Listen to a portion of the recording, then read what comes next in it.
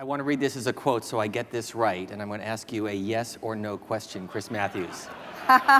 Just yes or no. Good luck. Quote from 2008. I have to tell you, it's part of reporting this election, the feeling most people get when they hear Barack Obama's speech. I felt this thrill going up my leg. I mean, I don't have that too often.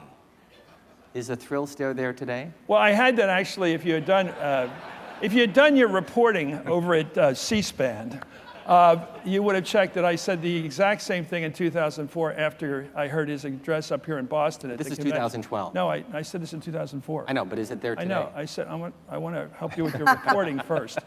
That was a yes or no answer. I said it in 2004, and I also said thereafter in 2004, which you didn't pick up when I said 4 years ahead of time, I said, we've just heard the first African-American president, which is on the tape as well, which you failed to mention, which makes me look a little sharper. But you didn't offer that. So in other words, you only offered up the thrill was real. Back Ronald Reagan, I've been reading a lot about him. I'm working on a book on him. Every time he came into the House chamber, he would feel a thrill up his spine. I do have physical reactions when people were talking about my country. If you had gone back and checked this when he's talking about our country, when he said, only in this country is my story possible, it gets to me. And whatever else you think about this guy's politics, which I think are left of center, whatever you think about his politics, his story is an amazing American story. And when he talks about the way he did, that was my definition of American exceptionalism. And I'm thrilled as I speak about it now. I think this is the great country. And I am thrilled by it. And I'm willing to say this. And I meant to say as part of my reporting because I felt it. And a guy like Tom Brokaw wouldn't have said it. I'm an untraditional person. But I have traditional values.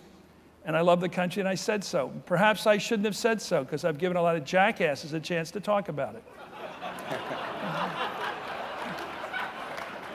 Thank you, Chris. Okay.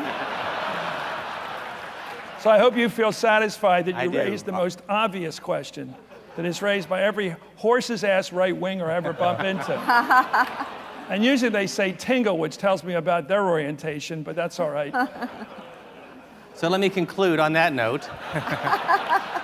Our next question Not is that coming there's anything from... wrong with it, of course. I have to throw that in.